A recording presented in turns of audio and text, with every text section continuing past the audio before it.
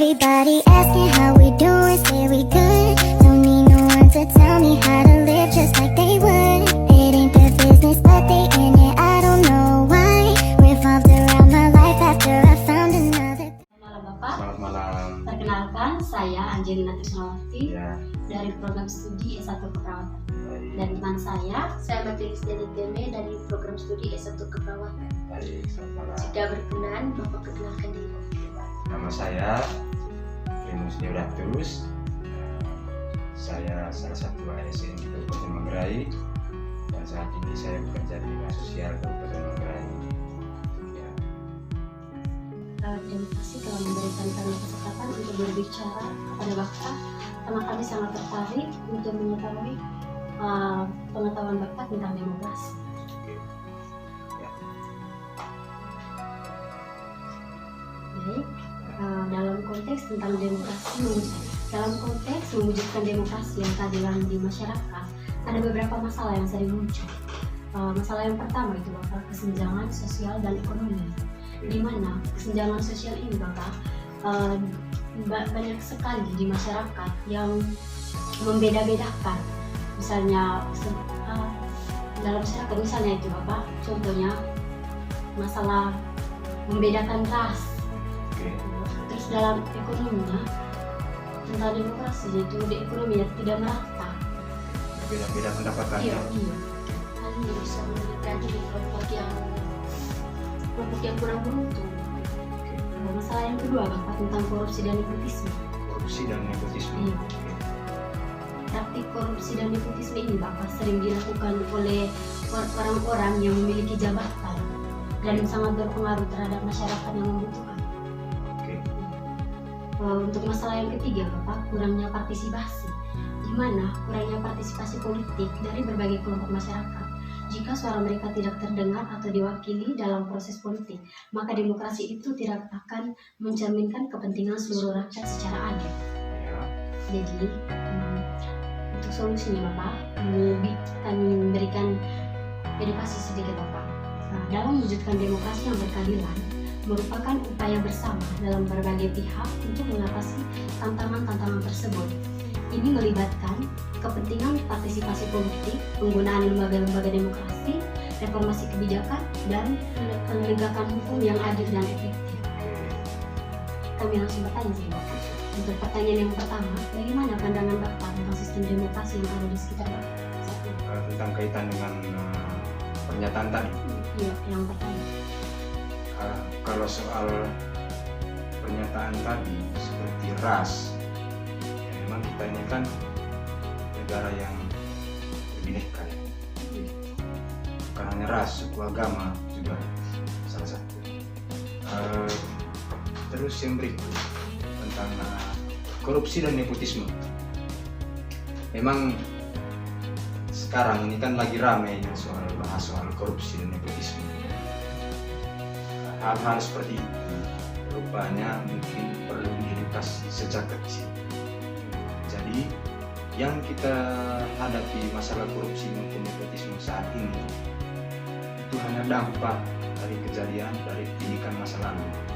Jadi perlu pendidikan soal korupsi dan nepotisme itu dididik sejak dini. Jadi kebiasaan-kebiasaan mereka di rumah maupun di sekolah sejak TK maupun SD harus dididik bahwa hal ini tidak boleh seperti korupsi. Korupsi waktu kan bisa, nepotisme juga banyak nepotisme. Nah, terkait masalah-masalah itu, seperti pertanyaan yang pertama tadi, bagaimana pendapat saya tentang demokrasi saat ini? Ya, kalau demokrasi secara umum, secara garis besar saat ini demokrasi ya baik-baik saja, bagus. Karena memang demokrasi yang kita terapkan di Indonesia itulah yang paling efektif menurut saya. Tapi kalau memang masalah-masalah dikaitkan dengan masalah-masalah tadi, memang ya kita tidak bisa gabungkan ya antara demokrasi yang dalam artian bagaimana penanganan masalah korupsi, nepotisme, kita tidak bisa satukan itu pada hal yang berbeda.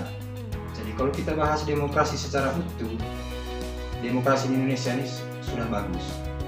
Memang banyak kesenjangan ras, karena memang kita ini kan bineka tunggal ika.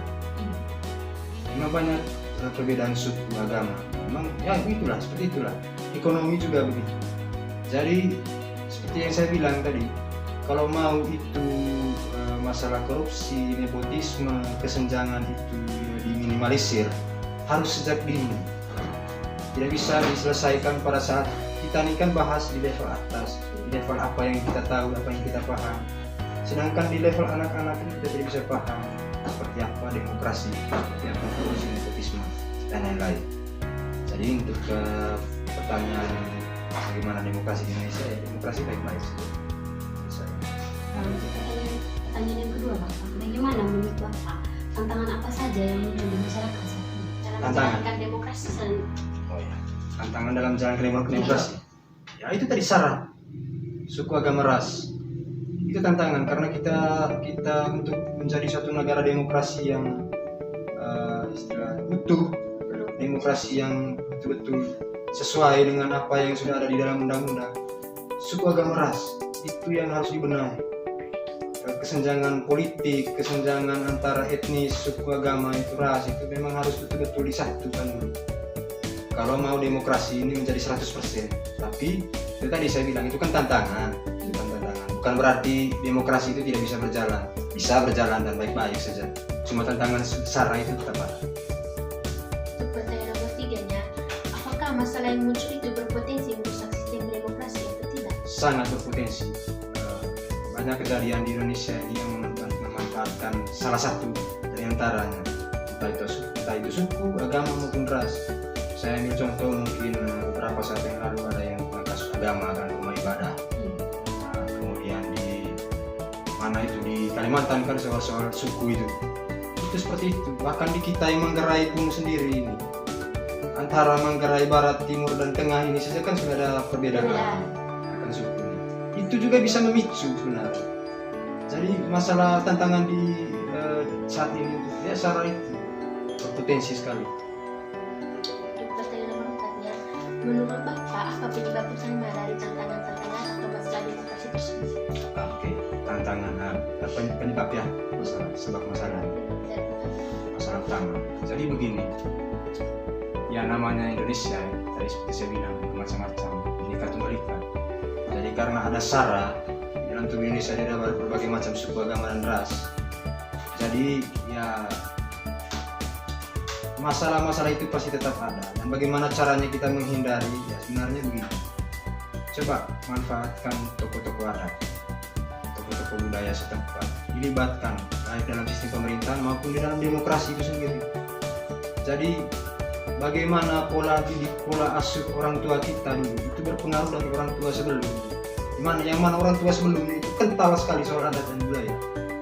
Kalau misalnya tokoh-tokoh agama, tokoh-tokoh adat dan budaya masyarakat itu dipanggil, dikasih sosialisasi atau diberikan kepercayaan, ambil porsi mereka, taruh dalam pemerintahan itu, libatkan mereka dalam istilahnya sistem politik, sistem pemerintahan.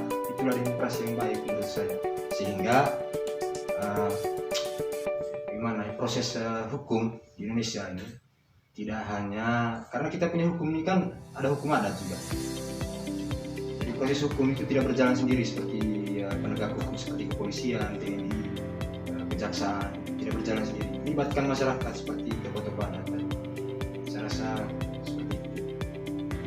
Itu masalahnya kan misalnya tadi dalam melibatkan tokoh-tokoh, tapi untuk di kebanyakan di sekarang itu masyarakatnya kurang pengetahuan tentang demokrasi. Itu yang menjadi penghambat, kurang partisipasi mereka juga karena kurangnya pengetahuan. Kan begini, kenapa saya bilang tokoh adat dan budaya? Jadi yang paling dekat dengan masyarakat itu mereka, yang lebih mudah didengar oleh masyarakat mereka. Jadi status sosial seseorang dengan masyarakat yang majemuk ini, terutama kita di Manggarai ini yang masih istilahnya masih belum masuk tahap masyarakat modern ya, masih berkembang juga, mungkin saya rasa belum juga. Tokoh-tokoh adat tadi itu mungkin lebih, kalau dia mau diambil contoh, masyarakat yang ada sekarang lebih cenderung mendengarkan apa kata tokoh adat mereka, tongkar dan lain-lain, dibandingkan apa yang disampaikan oleh pemerintah yang menjalani pemerintahan saat itu.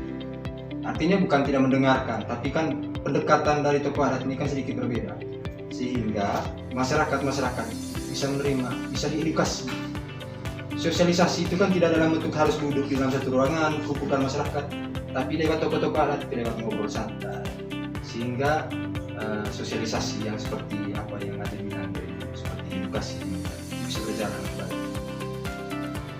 Menurut Bapak, apa ini tawaran solusinya yang ingin diberikan atau salah satu upaya yang diberikan untuk meningkatnya atau memperbaiki demokrasi yang ada saat ini di masyarakat? Solusi yang bisa saya berikan, ya seperti libatkan tokoh adat dalam kalau soal pengambilan keputusan mungkin agak terlalu jauh, tapi paling kurang merumuskan kebijakan, satu kebijakan dalam pemerintahan, entah nanti ya pada akhirnya jadi sebuah perda atau sebuah perbu, coba libatkan tokoh adat, terutama adik-adik ini kan jurusan kesehatan ya, kesehatan. Saya rasa dari segi apa istilahnya mengedukasi dari segi kacamata seorang akademisi, dalam hal ini jurusan fakultas apa kesehatan ya, fakultas keperawatan ya. Saya rasa mungkin kamu juga sudah terlalu sering ya lihat di masyarakat itu bagaimana ibu-ibu hamil lebih mempercayakan kelahirannya itu ke dukun. Padahal secara sekolah, secara akademisi kan perawat itu kan lebih legal lah istilahnya. Tapi itu tadi kepercayaan, trust.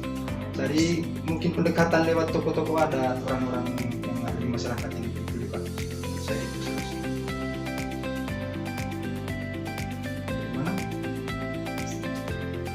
Terima kasih Bapak atas waktu